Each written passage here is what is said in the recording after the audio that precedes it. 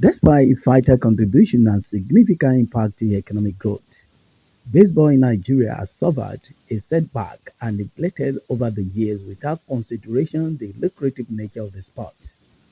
Apart from its potential to reshape the intellectual capacity of the players, baseball is a sport that can employ thousands of people, both directly or indirectly, in various roles, such as players, coaches, trainers, administrators, stadium staff, etc.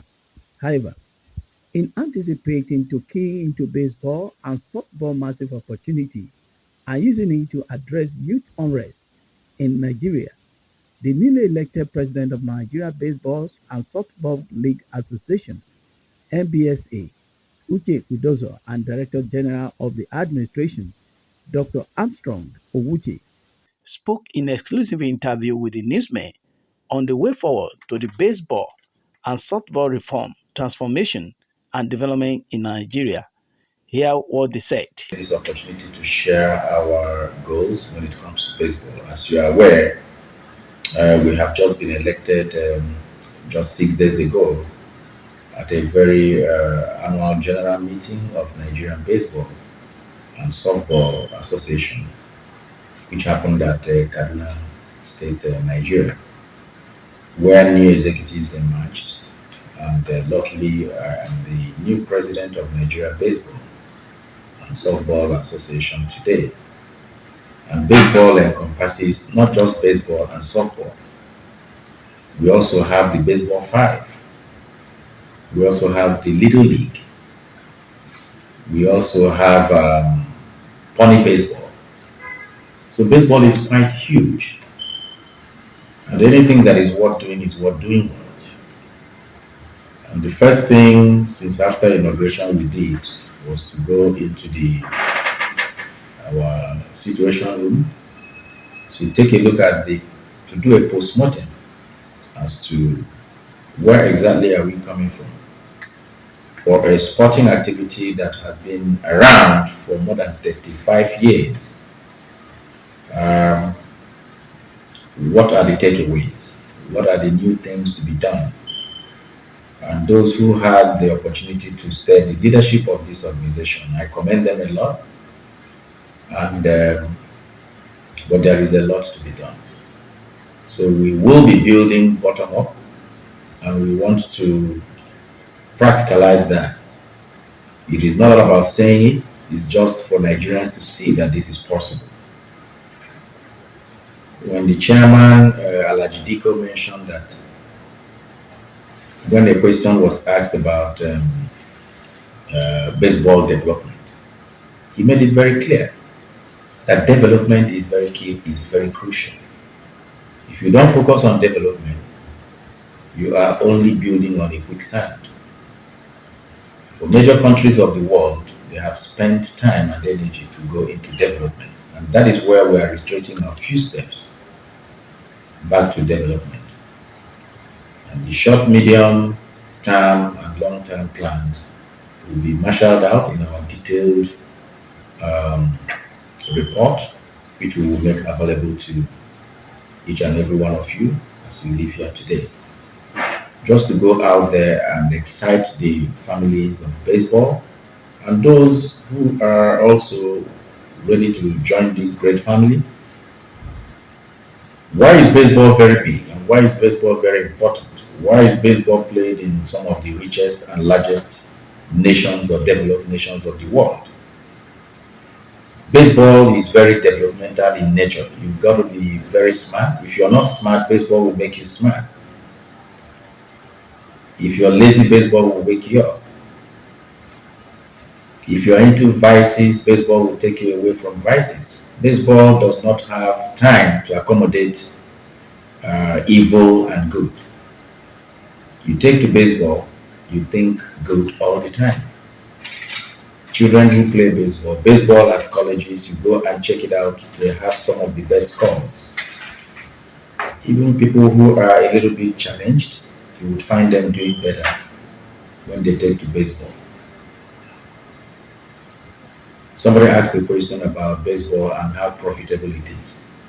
We are not talking about the profit for now. But again, if you want to talk about profit, just a few weeks back, baseball made record by signing somebody in the US. New York made signed somebody for $764 million sign-on fee. No other sports has recorded that in the history of sports, not even soccer. That is baseball for you. Baseball is the largest sporting event played in Japan. You know the story of Japan and its economy today. Baseball is one of the largest sporting events played in the United States, Canada, largely within South America, South Korea. Check these countries and check the way they have advanced technologically. Most of the inventors are people right from childhood that they played baseball. So today we are going, being some of the pioneers, my Director General Administration and Development, Dr. Oguche is here. He will be sharing largely our plans. And I also have here Manato Sato, a young man from Japan who plays baseball passionately. And not just that he plays baseball, he is teaching Nigerians how to make this baseball equipment. These are baseball gloves, 100% made in Nigeria, here in Gariki. So, like I said, when you want to talk about tournaments consumes a lot of money, but you have to think production. And production is very developmental in nature. And when you think development, you think about creating an economy of its own. Japan is only about 124 million people. Nigeria is over 200 million people. So you can imagine baseball trickle down to every 774 local governments in Nigeria. You can imagine how many of our youths and young men that are going to be engaged in their minds. So if we want them to stay away from vices, we have to adopt the model that has worked for other nations. And that is why we are going very, very basic, straight to the roots, to make baseball worth every while for all individuals who are involved in the sport. And I'm happy that yesterday we had our first executive council meeting, and we've been able to marshal out the plans that we have for baseball. So it's quite exciting. Just recently, when we invited the Japanese, and I would like to express my gratitude to a very good friend, Shima Yasunobu, and that's the president of a company called Magic Japan, Magic Canada, and now Magic Nigeria. He actually single-handedly, when we had the discussion, believed in the Nigerian project. And this is called the Nigerian Magic. The baseball you see on the baseball gloves you find on this table today were made possible by Shima Yasunobu. Of course, Manato Sato happens to be also from that. And it's not just the baseball making gloves. There are programs that are now dedicated for all Abuja schools, from the government college to the private schools to the remote schools, from Nyanya to Kuje to Lugbe to Kubwa. He has traveled far and wide.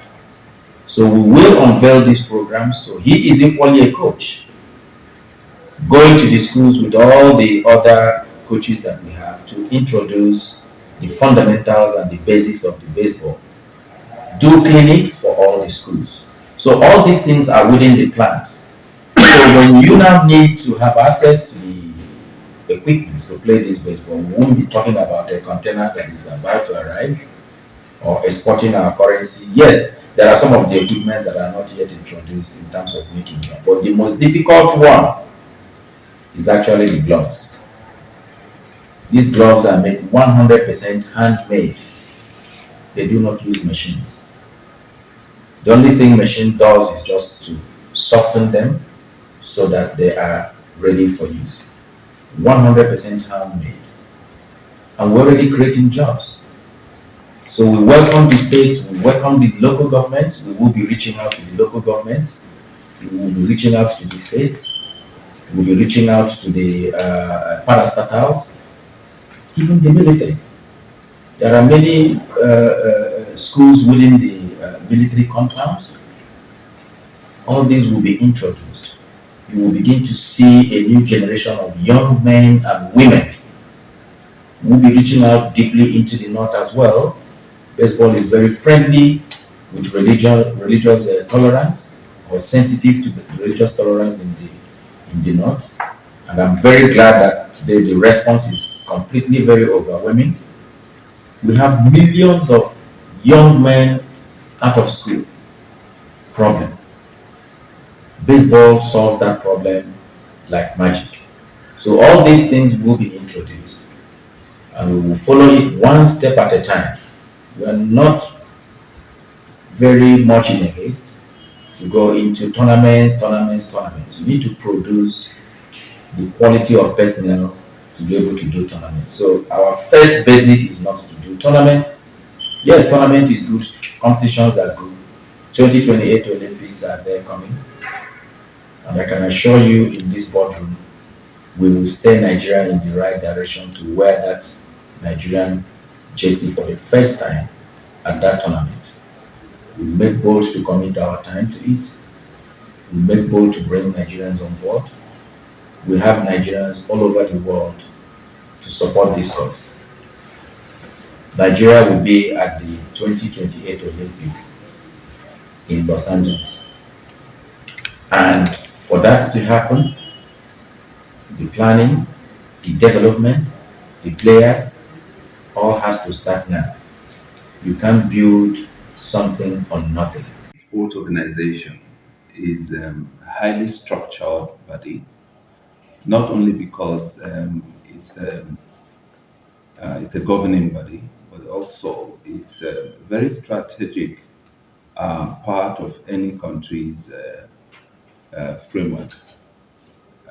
In terms of the Olympics, as you may well know, that we work by Olympic cycle, and that leaves Nigeria with about 6 to 7 years to prepare for the next Olympic. So we've got a target group, a target audience, a particular demography that we are aiming to reach out to.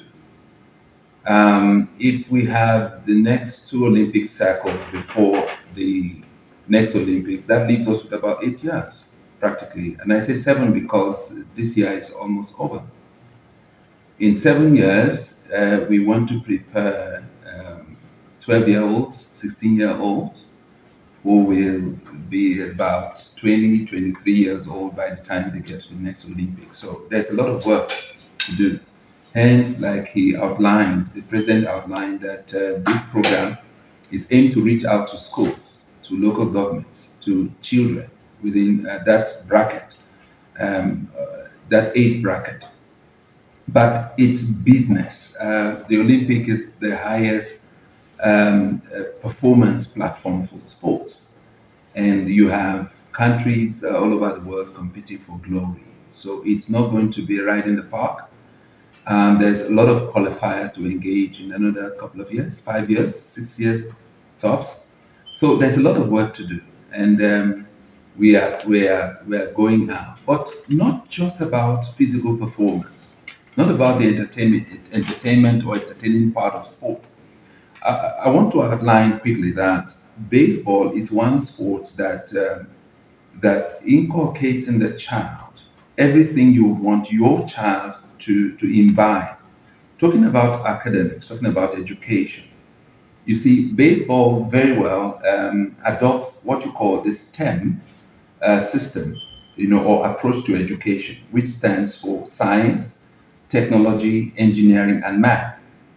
Now, the thing with STEM is It's an integrated, interdisciplinary approach to education that focuses on the subjects I just mentioned, but also that aims to develop critical thinking, that aims to develop problem solving, and also innovation.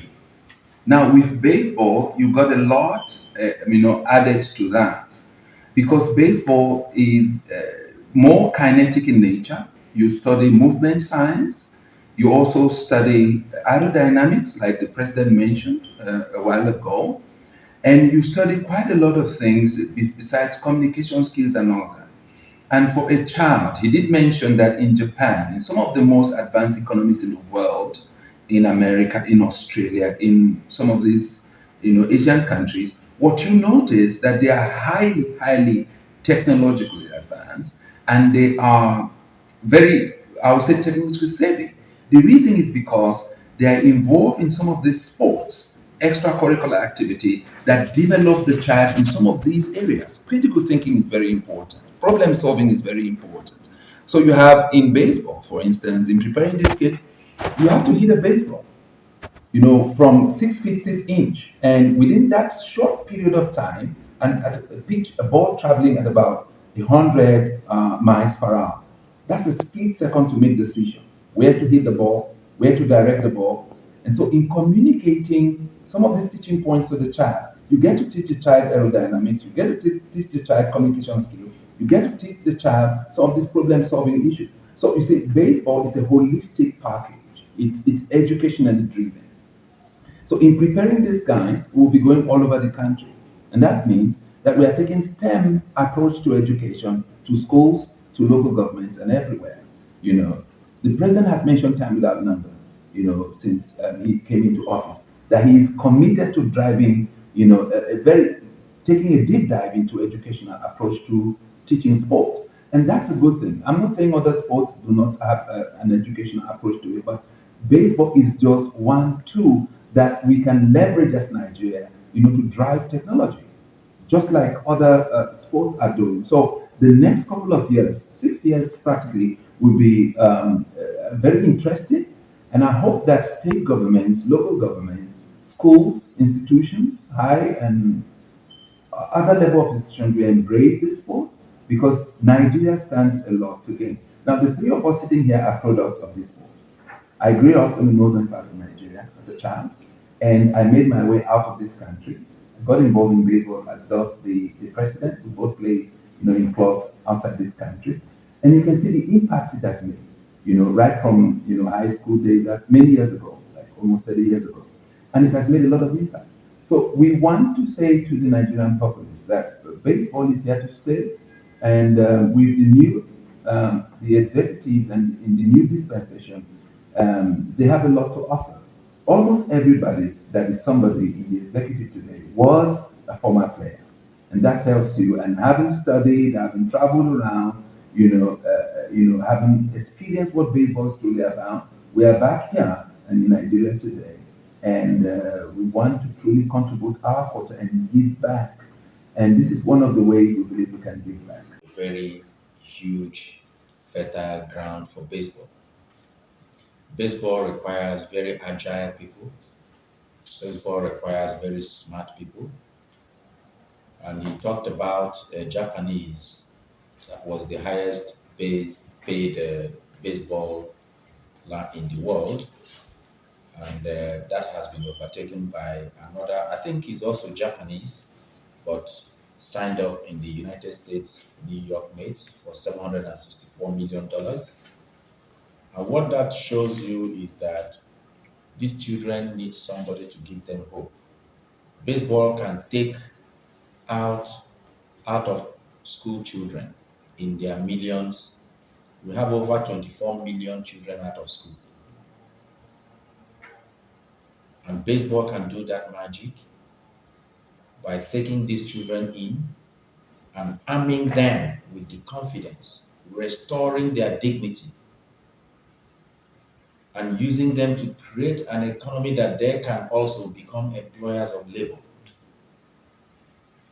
And the baseball community in the world are constantly looking for players to sign up out of Nigeria. And like I said, Nigeria has very agile people. Nigerians are very physically well built, which is very essential in baseball. So all these things add up to the desire to help partner Nigeria Baseball and Softball Association. But for us, we needed to be very, very fundamental. Development of the sport has to be from the basics. That's why we discussed to say that we have to begin to at least create jobs through making some of the baseball equipment. And today, Shima has made good his promise that baseball gloves are now assembled in Nigeria or made in Nigeria, not really assembled. 100% out of leathers that come from Kano and some other places. So this is very exciting for the community. So if you do have need to, let's say, spread baseball equipment across the 774 local governments now, we largely do not need to export the entire capital out of this country. But that will boost this mini factory to increase its capacity to deploy this locally. So indigenous skills are being harnessed, baseballers are being developed, quality baseballers are also potentially being exported to showcase their skills. Baseball is big money. If you think football gives you good sign-on fee, try baseball. You can imagine a sign-on fee for a season of $764 million. Dollars. If that child could be a Nigerian child,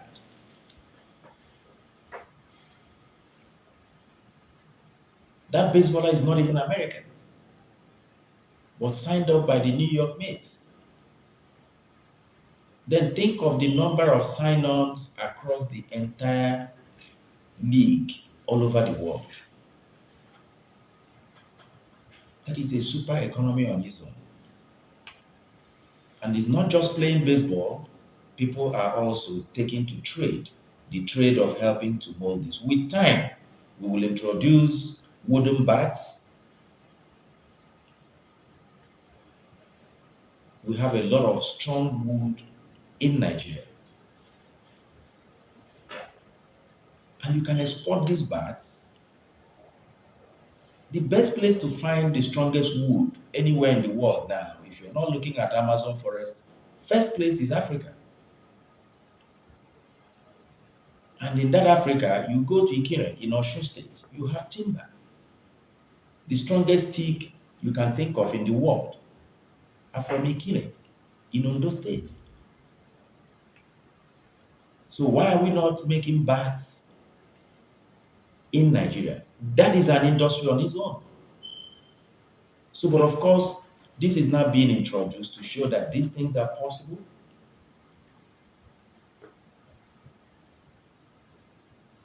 And with time, the other things like the bats would also be introduced and possibly getting exported to the major leagues in the world. Because it's all about wood and it's all about the quality of that wood. And all these are wood that are completely still very, very much organic. So we're excited that this partnership and collaboration with Magic Japan, Magic Canada, and now Magic Nigeria is yielding the needed result. And we look forward to more of that to come true. Playing baseball. At the moment, we do not have any Nigerian playing uh, professionally, at least to our own record, except maybe uh, Nigerians in the diaspora who may have actually um, played at that level. But we do not have any indigenous player that has gone professional. However, we've had two people who were signed. They were colleagues actually. We played together, and one of them made it to the league, and they played a couple of seasons. And then, so we've had like two people actually. One was an unfortunate incident. He had an accident just the day he was about to leave the country. He was signed by one of the major leagues in the USA.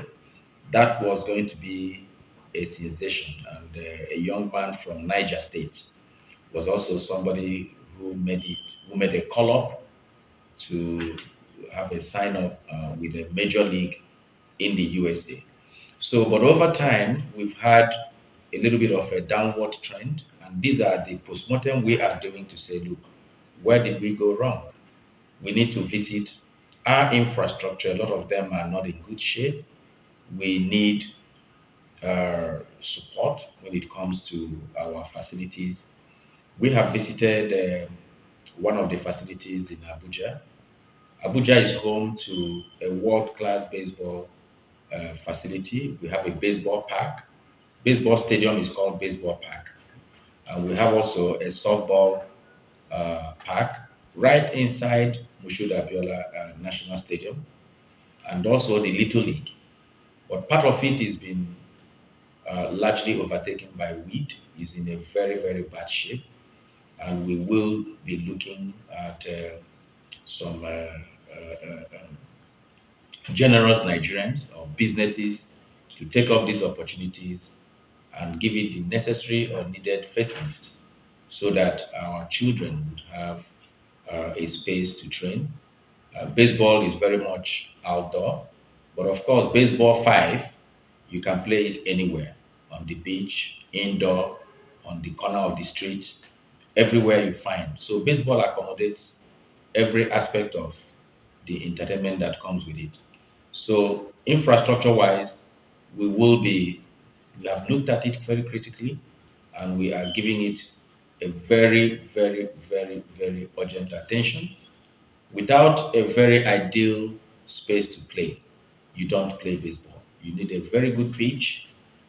We have visited our pitch in Nyanya, in just outskirts of Abuja, and is not in a good shape. And ordinarily, these are where local governance comes into space. That is why we will be looking at engaging with the local government structure to say that, look, this is an exciting opportunity to import good skills or to export good skills and develop uh, a very local economy using sports, you know, departing a little bit from your regular sports like your soccer and all of that. So that those talks are on the way. So with that, at least you know that you have a local governance structure that maintains the basic infrastructure, which really doesn't cost, that much. So infrastructure-wise, we are looking at enhancing and upgrading a few, especially the international gateway, which is the National Stadium Baseball Park, to restore its glory. And there, history was made in 2003, where Nigeria softball female team defeated the champions in Africa, and that was South Africa. History was made. That was Koja 2003 on that same pitch. To see the pitch today overtaken by weed is a very serious oversight, and there is a lot to be done, and we will not hesitate to engage with the relevant authorities. We're happy with the leadership and the vision of the chairman of the National Sports Commission, and it is purely business, developing the economy of development. If you have to reap from anything, you have to put in the energy and the effort, which has to go into development. And that is why we are keying into his vision, we are keying into his developmental plans to actually move baseball to the next level. And this is going to excite all the communities, the schools, the tertiary institutions, the secondary schools, the military colleges, you name it, the parastatals, you name it. It's a community sport. It's a sport that brings families together. And that is why it commands some of the largest funding you can think of on earth by any sport. Because both the mother, the father, the son, the daughter, the grandfather, everybody is involved in baseball. There's no such thing as, oh, I am retired. When you are retired is when you go into the next phase. It's either you're not playing, you become a coach. If you're not a coach, you become an umpire. If you're not an umpire, you're a scorer. You're not a scorer, you are also a what you call a side this thing. So it accommodates, every facet of one's life because constantly every action you take in baseball has multiple ripple effects. And you are very, very concerned about that because you are carrying the aspirations and the hopes of your fellow teammates. You are thinking for nine people, you are also thinking about nine other people. So at any point in time, you are making within a split second a decision that impacts almost 20 people at the same time, just because of one judgment you're going to make.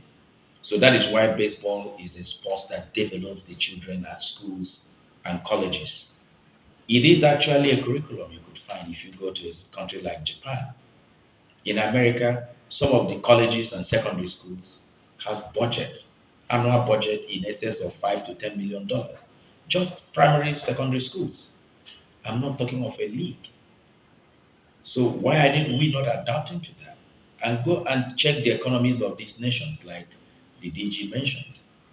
So we need to adopt that approach and make it a profitable venture for everybody across the entire nation, every step of the way, that it will be worth the while of parents.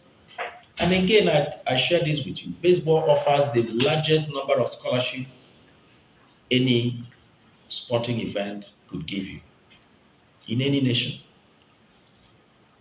Baseball offers the highest number of scholarships that we could actually attract. Sorry, when you play. Just yesterday, we received the good news that that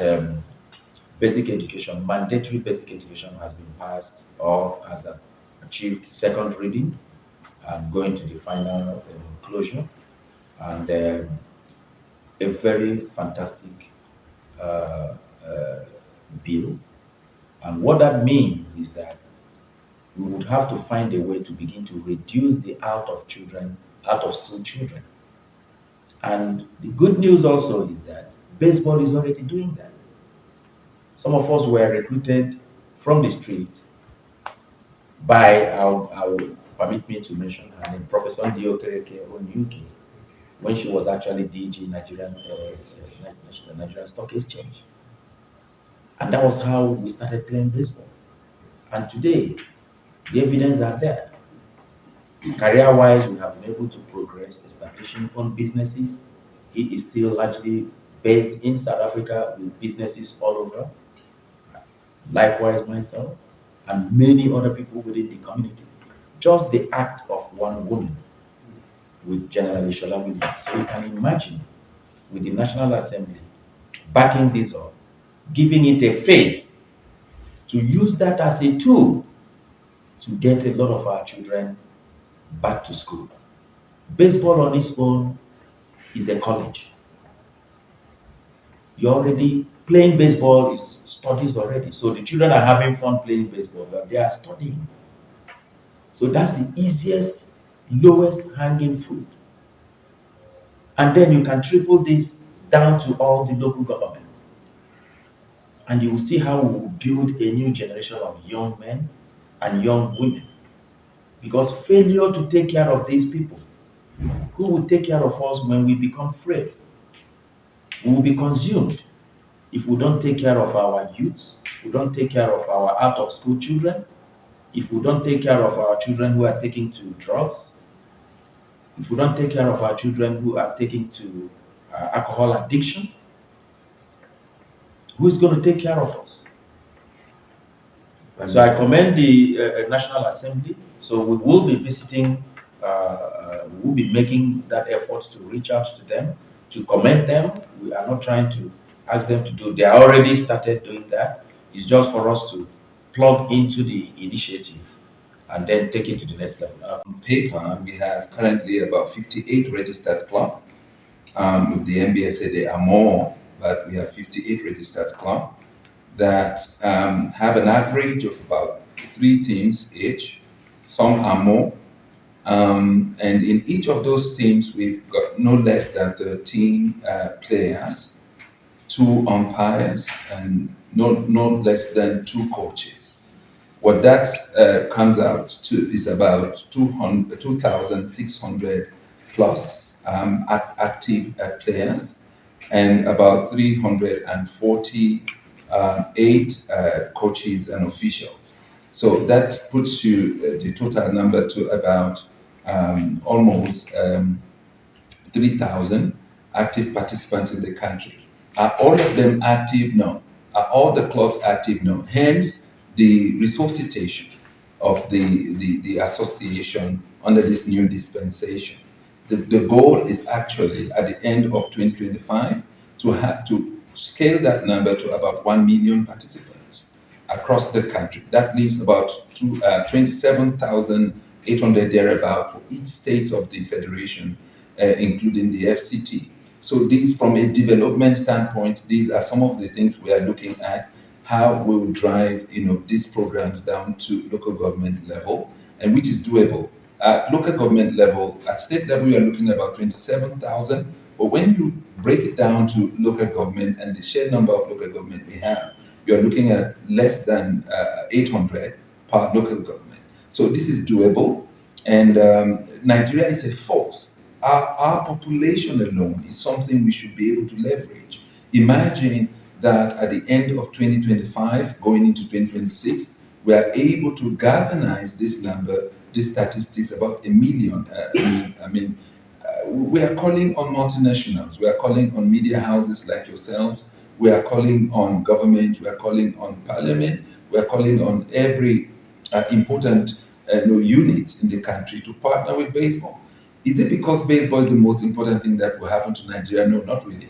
We've got other sports, we've got soccer, we've got basketball, and all these other sports. But the problem is we have an issue with saturation. You have so many soccer players in the country right now, and where are the opportunities for the budding young talents who want to also find their foot in the rough?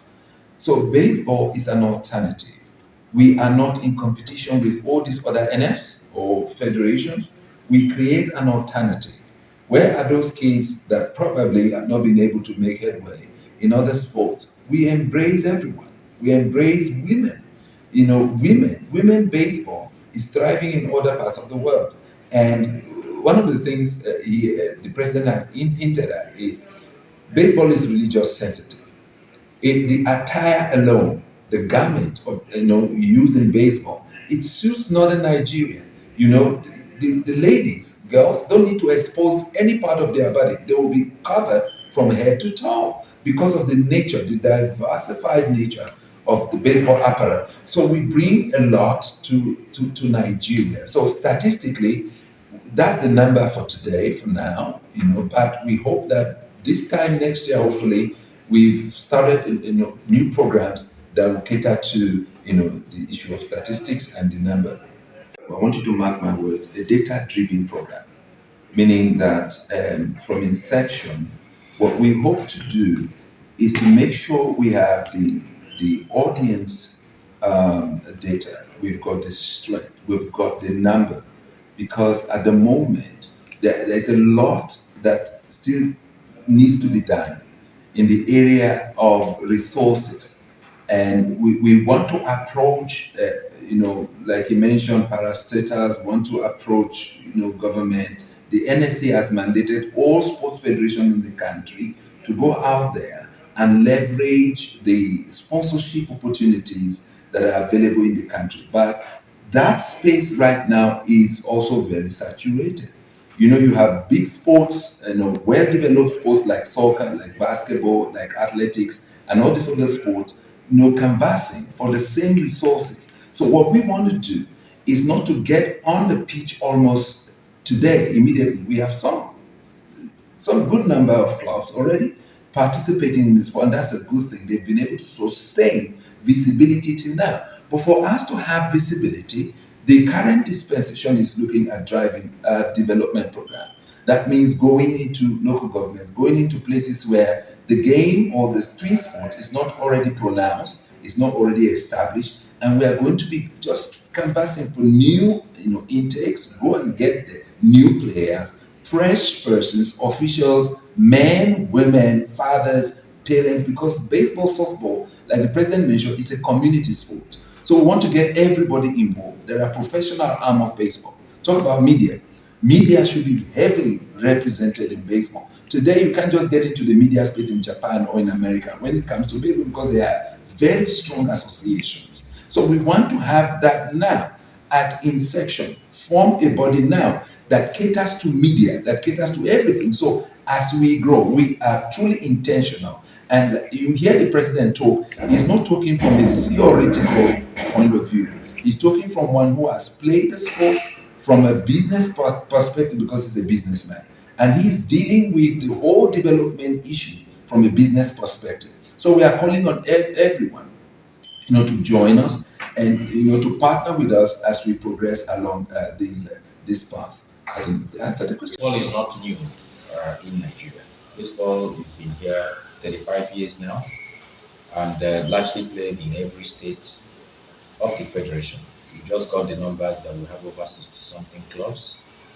And what we're trying to do is that the demand is huge that we need to now trickle it down to the local governments. So we have enough people playing baseball, participated at the last uh, national youth games, also the national festival, and then also baseball will be participating also at the next national festival. So we have a national team, we have teams across the states that are participating. So what we're trying to do is to say that look, it is time to now amplify the full potentials of baseball in the country. So it doesn't look like it's one of those little sporting activities that you find on the street corners. That is where we come in. So whether baseball is being played. And what is our timeline? Our regime is a 4-year term. And one of the first things that we have started off doing is actually to put in place a 5-year strategic plan. And that strategic plan will now unveil the approach towards baseball development in Nigeria, baseball competitions in Nigeria, baseball international opportunities also that are there. And all this will cut across the entire segment. But to anchor this is the reason that we are going down to the local governments to introduce this so that we build from bottom up. You find the states very active in baseball, but down the local governments, they are a little bit ignored. So now that there is local government autonomy, that is where baseball is developed, both in Japan and every other country in the United States. It is completely played locally, down to just every 2 kilometer or 1 kilometer from your house, you find a baseball park. And these are driven by the uh, community infrastructure that you have. And for us to be able to achieve this, we will require a very strategic engagement with the local government structure in Nigeria. So we will be focusing on local government collaboration and relationship. It's a win-win situation for everybody, including the local government. Because from your local government, the beauty of baseball is that you could play in any of the leagues internationally. From your local government, you could be representing just that district in the US, in Australia, in Japan, in China, in Canada, or anywhere. So it is not a sporting activity that is hijacked from the top, the national team. No. you are active within a local structure, you will be featuring also internationally, competing with the local structures that you find there. That is the interesting part of baseball, and there is no stopping you simply because you are operating from a village that is so remote. So long as you are active in that space, you are connected to the international structures.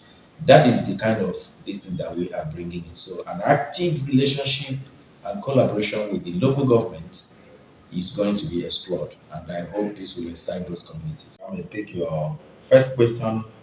Funding is 80% of your success story when it comes to development of not just baseball but any sport. But one of the things that we have done is to wear our business thinking cap as a businessman or businessman to say what approach are we going to deploy. Over 30 something years, individuals have been able to support baseball. I mentioned two names like your Indio Kereke, UK, friends, and all of that. But we are going to go down to the basics. Baseball is a family sport. When you have mother, daughter, father involved in the sport, it's an economic unit, and they are able to advance the cost of that baseball in that very little unit. That is the first thing, and that is the first place to start. So if you have 5,000 family units that are involved in baseball, you can go and do the numbers. If you have 1,000 naira that they put into baseball per week, just do the numbers. Then again, you talked about the corporate sponsorship. For you to attract corporate funding, they need to get something in return. And what we are looking at is that you've got to give them value for money. What phase do you have as sports to say that, look, we will be able to deploy these resources and we will get the needed exposure that we are thinking in terms of sponsors? One of the major sponsors of baseball in Nigeria is Rano Energy, and it is not because they are involved in the sporting activity, but just because they see the potentials in baseball. They may not be getting the values for their investments right away, but we are going to magnify that. That where people are thinking of giving you 10 million, they know equally they could deploy 100 million. And where lies our tax credit? It makes a more business sense for any businessman to deploy their resources towards sports funding than to remit the entire tax obligations to the taxman. But you have to have a tax credit. It's a win-win situation. They are getting the exposure, they are getting the tax credit, and the taxman is also equally happy when those deductions are made.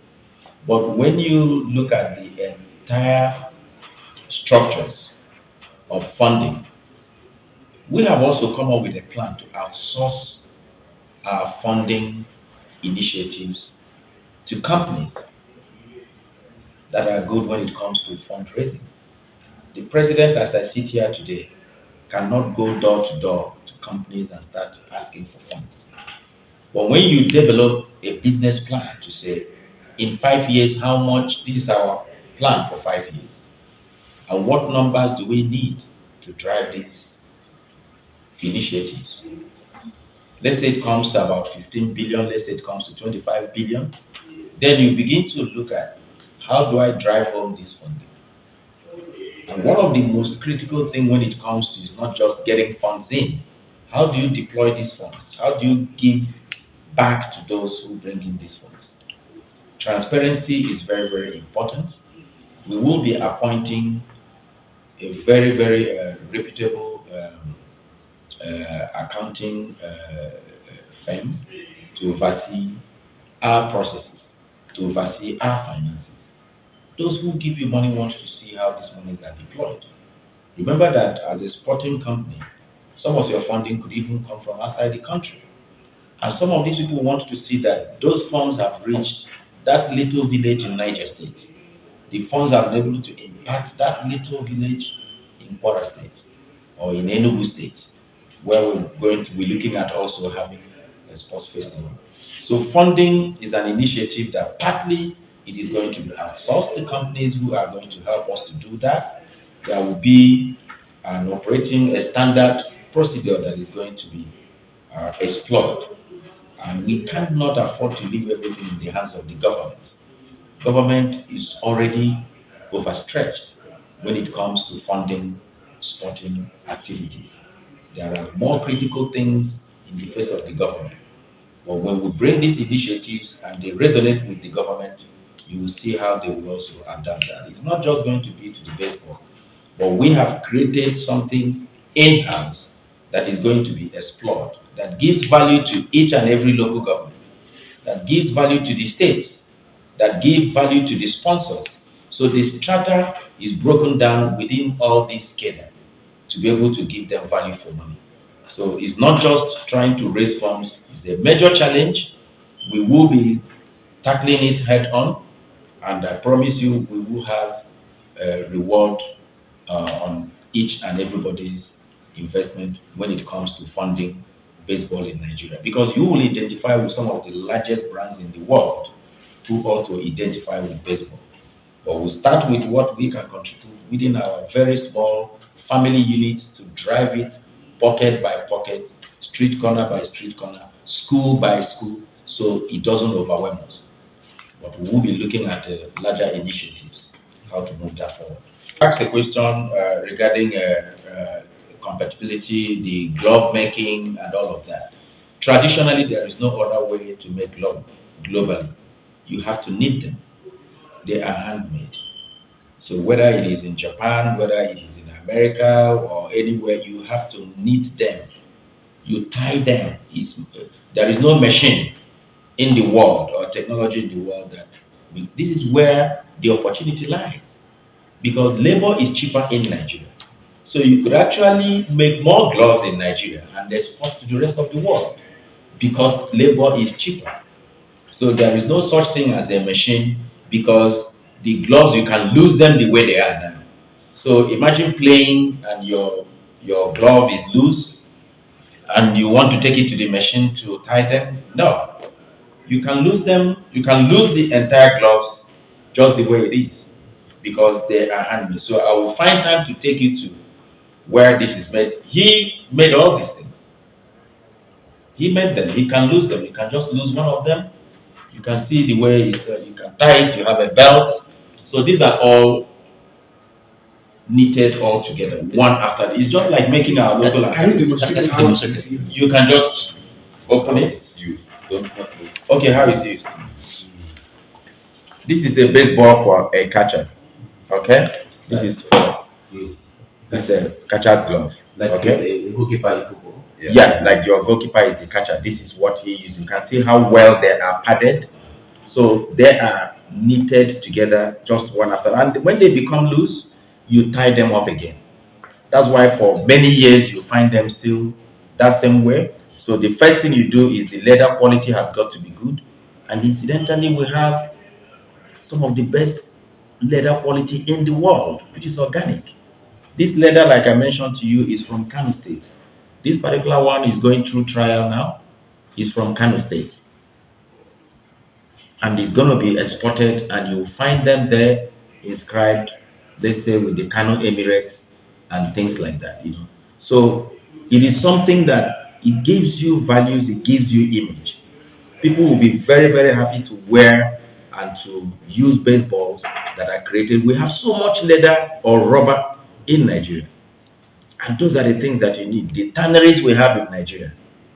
An average baseball costs about 200, 300 to to $500. These gloves, and it could be cheaper here. And we have the leather, and we're already doing it. So it's not rocket science. And the major thing is that these gloves are going to be exported, which is going to end foreign exchange. This is where we have the local governments to take part, to participate in this collaboration. We'll be able to create jobs for our young people. You can imagine how many gloves that are used. Families keep, there is no family you find that does not have a baseball glove. So that is the way that this thing works.